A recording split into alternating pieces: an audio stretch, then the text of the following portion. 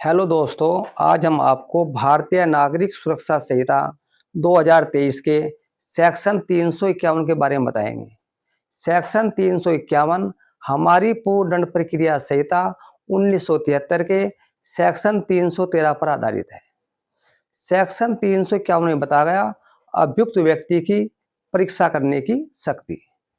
Section 351 की उपधारा 1 ये कहती है कि प्रत्येक जांच और विचारण में इस प्रयोजन से कि अभियुक्त अपने विरुद्ध साक्ष्य से प्रकट होने वाली किन्हीं परिस्थितियों का स्वयं स्पष्टीकरण कर सके, न्यायालय किसी भी स्टेज पर अभियुक्त को पूर्व में चेतावनी दिए बिना उससे ऐसे प्रश्न कर सकता है जो वह आवश्यक समझे।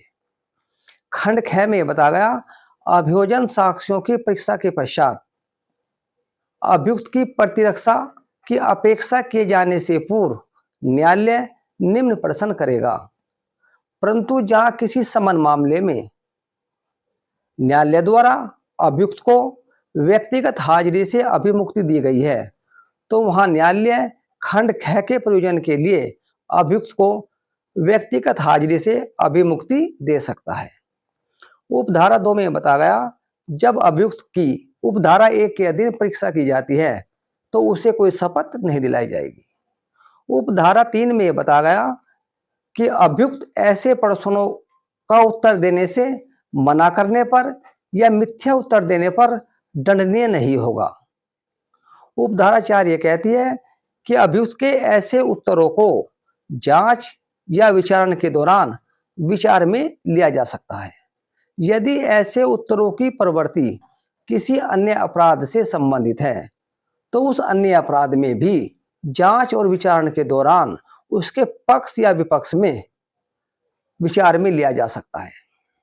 उपधारा 5 में बताया गया कि जब न्यायालय ऐसे प्रश्नों को जो अभियुक्त से पूछे जाने हैं, अभियोजक प्रतिरक्षा काउंसिल की सहायता ले सकता है। यदि न्यायालय आवश्यक समझे तो अभियुक्त को ऐसे कथन लिखित में दाखिल करने की अनुमति भी दे सकता है। इस संबंध में 2 महत्वपूर्ण केस लो हैं, बनवारीलाल बनाम स्टेट 1956 इलाहाबाद, जिसमें माननीय उच्च न्यायालय ने यह कहा था कि भारतीय संविधान का अनुच्छेद 20(3) ये कहता है कि किसी भी व्यक्ति को साक्ष्य देने के लिए बाध्य नहीं किया जा सकता। सेक्शन 351 किसी व्यक्ति को साक्षी के रूप में परिवर्तित नहीं करती, इसलिए सेक्शन 351 के तहत की गई परीक्षा से भारतीय संविधान के अनुच्छेद 20(3) का कोई उल्लंघन नहीं होता।